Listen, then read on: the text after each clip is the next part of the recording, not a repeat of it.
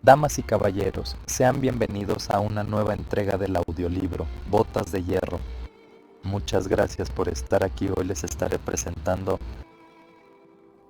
parte 14, Estela contra la magia antigua.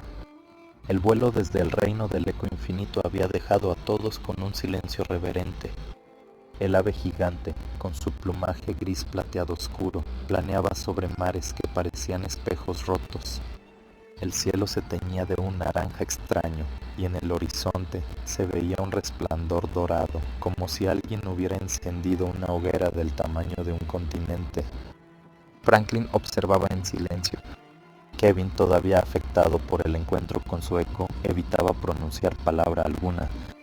Ariel vigilaba el firmamento como si esperara un ataque y el Chele mantenía la mano sobre la empuñadura de su arma. Sin embargo, no era ninguno de ellos el que estaba en el centro de la atención. Era Estela. La joven caminante de reinos no decía nada, pero sus ojos reflejaban relámpagos. Había recibido un mensaje silencioso en el reino del eco. La barrera se debilita. Una mano antigua la empuja desde el otro lado. Solo ella lo había escuchado y sabía qué significaba. El origen de la amenaza. La barrera entre reinos no era una muralla física, era una urdimbre invisible, un tejido de luz y voluntad que mantenía a cada mundo en su propio cauce, evitando que las corrientes de magia se mezclaran de forma peligrosa. Según las leyendas, su creadora había sido una entidad conocida como la Tejedora de Horizontes, cuyo sacrificio selló el paso entre las realidades más inestables. Pero ahora algo o alguien estaba tirando de esos hilos, y Estela sentía la vibración como si la tuvieran amarrada al corazón. Altarion, el ave gigante, aterrizó en un claro envuelto por árboles que parecían esculpidos en marfil vivo. En el centro, una grieta flotaba en el aire. No estaba en el suelo ni en el cielo, sino colgando, como una herida suspendida, por la que se filtraban corrientes de luz oscura.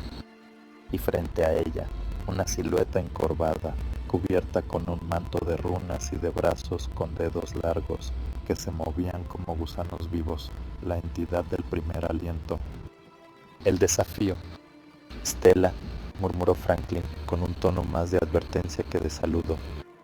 Esa cosa, lo sé, interrumpió ella. Es más vieja que el lenguaje y quiere romper el tejido. La entidad levantó la cabeza. No tenía rostro, solo un óvalo de sombra líquida que absorbía la luz. Su voz era un eco triple, como si hablara en tres realidades al mismo tiempo. Niña de la chispa, aparta tu mano. Los reinos deben sangrar juntos. El tiempo del aislamiento ha terminado.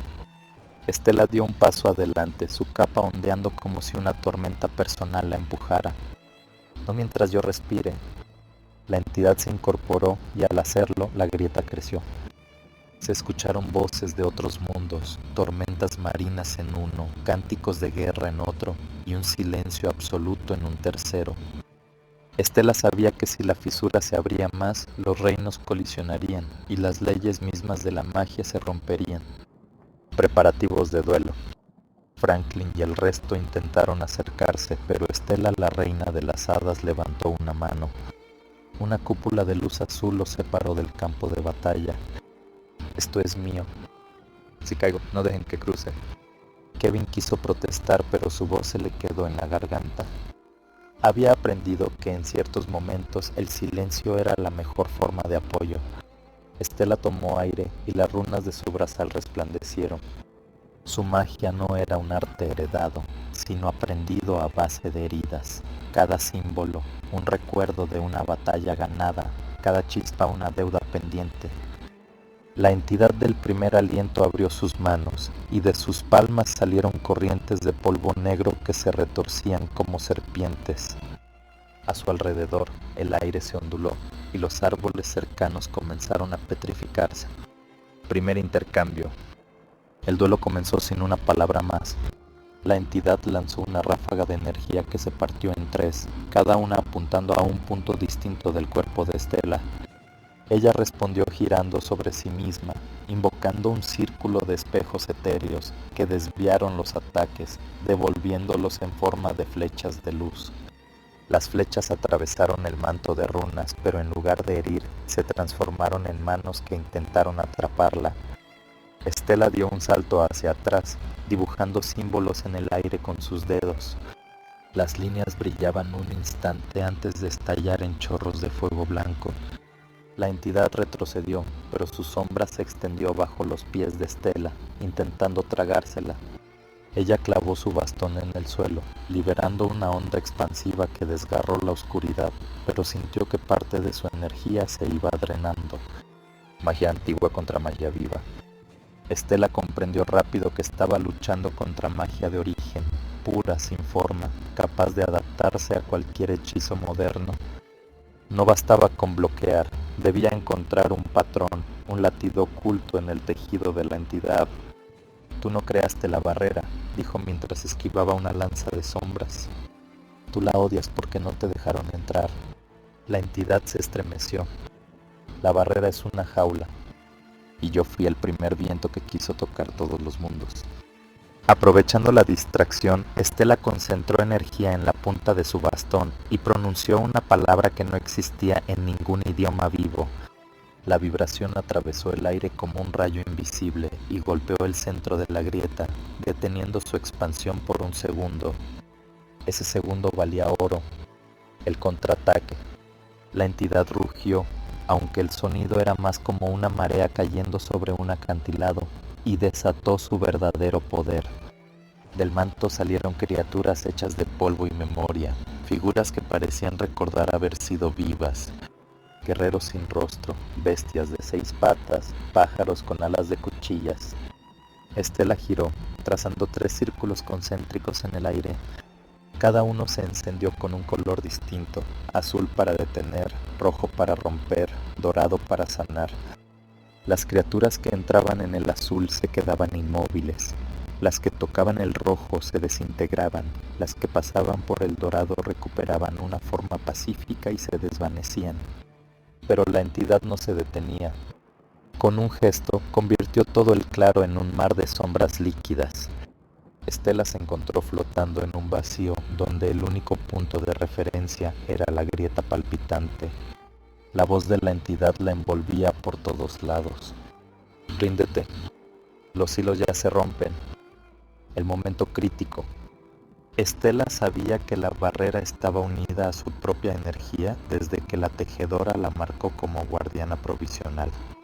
Si caía allí, la fisura no solo se abriría, absorbería su alma como combustible. Cerró los ojos, ignorando las ilusiones que la entidad lanzaba, imágenes de Franklin derrotado, Kevin atrapado por su eco, Ariel encadenado, el Chele convertido en piedra. No eran visiones reales, pero la tentación de creerlas debilitaba su defensa. Entonces recordó las palabras que Muré, la guardiana del eco infinito, le había dicho una vez en un sueño: la magia antigua no se destruye, se negocia. En lugar de atacar, Estela bajó su bastón. Si tocas todos los mundos a la vez, ninguno quedará para ti. Déjame abrir un pasaje controlado, un soplo, no una tormenta. La entidad se detuvo y el silencio fue tan absoluto que hasta las hojas dejaron de caer. La tregua imposible. Hubo un intercambio que no fue verbal, sino hecho de impulsos y memorias. Estela vio un destello de lo que la entidad había sido, un viento primordial, curioso y libre, atrapado por miedo de quienes veían el caos en su paso. Y la entidad vio en Estela una chispa de algo que no había visto en milenios, la voluntad de unir, no de encadenar. Finalmente la entidad retiró parte de su poder de la grieta. Un soplo, aceptó. Pero si intentas cerrarme de nuevo, no habrá trato. Estela asintió, y con un gesto, tejió un microcanal de luz que conectaba un punto de su mundo con el otro lado. Suficiente para que las brisas cruzaran, pero no para que las tormentas lo hicieran. La fisura se estabilizó y el aire dejó de vibrar con amenaza. Consecuencias. Estela, la reina de las hadas, cayó de rodillas agotada. Franklin y los demás corrieron hacia ella en cuanto la cúpula azul se desvaneció. Kevin la sostuvo para que no cayera del todo, Ariel vigilaba que la entidad no cambiara de opinión y el Chele mantenía la mirada fija en el microcanal como si pudiera cerrarlo con solo desearlo. La entidad del primer aliento se desvaneció como humo, dejando atrás solo una frase. El soplo se convertirá en viento. Y entonces vendré. El ave gigante, que había esperado en silencio, inclinó la cabeza. Ese pago no está incluido en el viaje, dijo, refiriéndose al peligro que acababan de pasar. Pero acepto doble carne por adelantado. Franklin le lanzó una bolsa con el pago, y la criatura bufó antes de alzar vuelo. Gracias por su atención, amigos lectores y amantes de los audiolibros. Estén atentos para la siguiente parte de la aventura. Y no olviden suscribirse, dar like y comentar si el contenido les es de su agrado. Hasta la próxima.